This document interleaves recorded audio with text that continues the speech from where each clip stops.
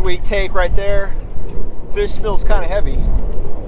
We'll see what it is when it gets closer to the boat. Pedal towards it a little bit. Nice spotty.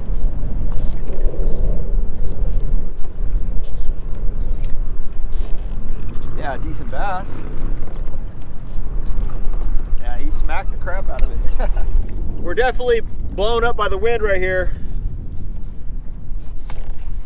There he is, nice spotty. Fishing that 3/4 ounce neck breaker.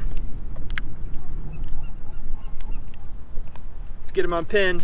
Yeah, there we go. Hey, nice spotty.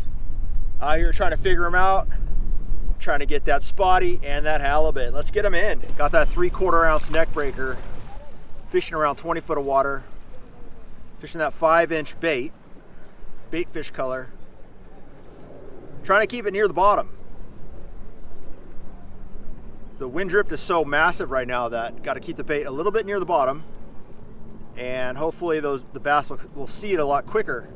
Rather than me getting blown around and the bait in the upper half of the water column, I'm going to keep it right off the bottom right here. Using that side scan, looking for some rock structures, making those casts to it, and bumping along the bottom.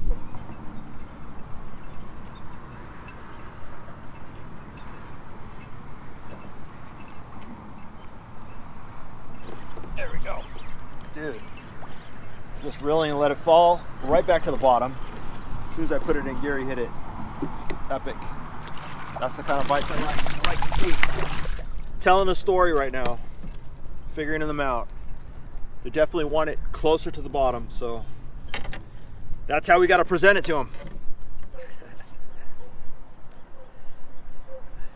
Feisty guy, that's for sure. Feisty guy. Hey, spotty. I'll take it all day long.